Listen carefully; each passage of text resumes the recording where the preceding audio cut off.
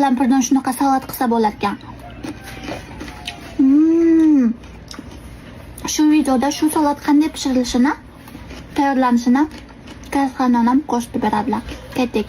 Xohlasangiz achchiq qalampir, xohlasangiz achchiqmas qalampirni ishlatsangiz bo'ladi. Qalampirlarni ko'tini uzib chiqib, yaxshilab yuvib chiqamiz. Biz achchiqmas qalampirdan qilyapmiz, chunki achchiq qalampirni men yeyolmayman. Shunday qilib to'g'rab chiqib, maza qilib birikda yeb olamiz.